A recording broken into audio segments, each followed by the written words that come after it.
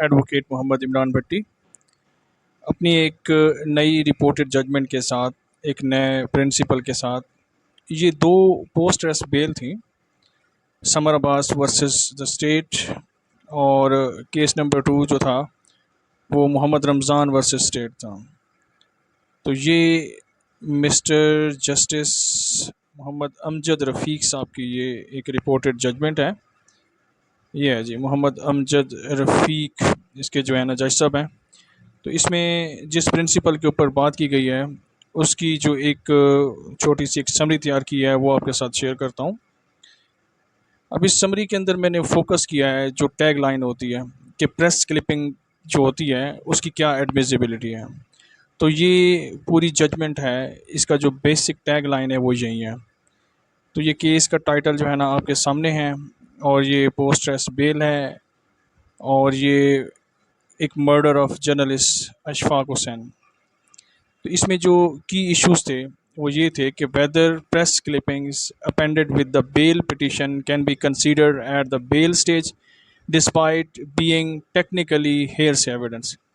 अब ये जो प्रेस की जो एक फुटेजेस वगैरह होती हैं, जो न्यूज़ आप कटिंग कह लें, क्लिपिंग कह लें, तो ये वैसे तो एक हेयरसे एविडेंस है।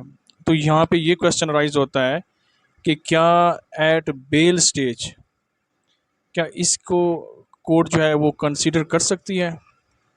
तो फोकस टैगलाइन यही है कि press clippings though hearsay can be considered at the bail stage if relevant, not contradicted and potentially admissible later through proper proof. तो एट बेल स्टेज जो प्रेस क्लिपिंग्स होती हैं, भले ही वो हेयर से एविडेंस हैं, लेकिन जो कोर्ट होती है वो उनको कंसीडर कर सकती है एट बेल स्टेज। और वो प्रेस क्लिपिंग्स क्या होनी चाहिए, वो रेलिवेंट होनी चाहिए, कंट्राडिक्टरी नहीं होनी चाहिए, ठीक है। और बाकी ये भी हो कि वो एट ट्रायल स्टेज उसको प्रूफ किया जा सकता हो। तो ये इसकी जो है एक टैग लाइन है। तो इसमें जो court ruling on press clippings है वो ज़रा हम इसको देखते हैं।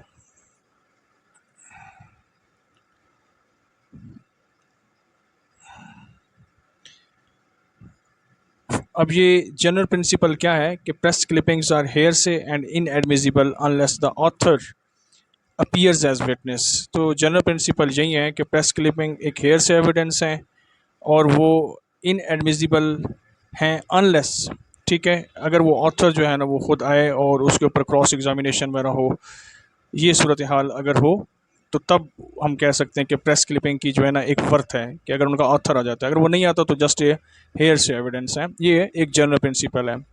लेकिन यहाँ 2 पॉइंट के अंदर ये कहा गया कि हाउ एवर कोर्ट्स में consider them at the bail stage under inquisitorial inquiry into further investigation और डाउट। तो पहले भी हमने एक जजमेंट जो है ना शेयर की थी, उसके अंदर इस पॉइंट को भी बताया गया था कि इनक्वेजिटोरियल इंक्वायरी क्या होती है, कि एक जज साहब जो होते हैं वो एक साइलेंट स्पेक्टेटर्स की तरह नहीं बैठे रहते। तो वो उनकी जो मतलब होता है दूसरे फैक्ट्स के ऊपर भी नज़र होती है, वो डीपर अप्रिसिएशन भी कर सकते हैं।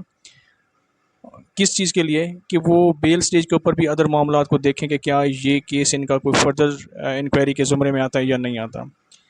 तो यहाँ पे जुडिशल नोटिस जो हम आर्टिकल 111 जो है और 112 यहाँ से हम QSO के अंदर देखते हैं कि court can add their discretion under article 111 QSO 1984 take judicial notice of newspaper clipping in appropriate circumstances.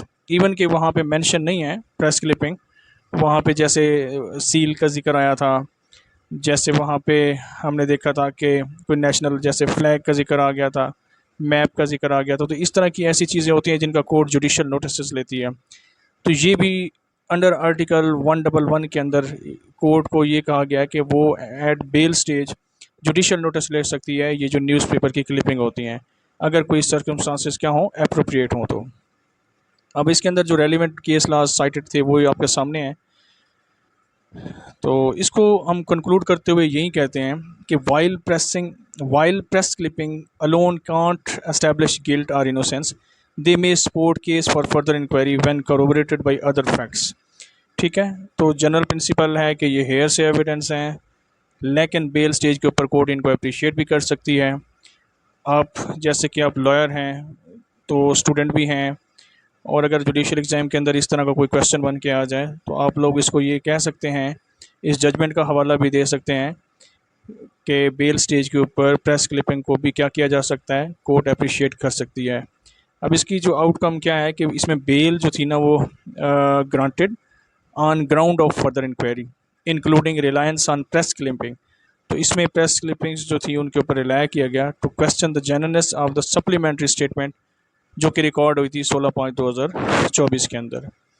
तो आपके अगर किसी केस को ये फेवर करती है जहाँ पे आपके पास कोई अखबार की कोई ऐसी कटिंग्स वगैरह हैं, तो एट बेल स्टेज आप ये जो है जजमेंट कोर्ट भी कर सकते हैं, कोर्ट को रेफ़र भी कर सकते हैं।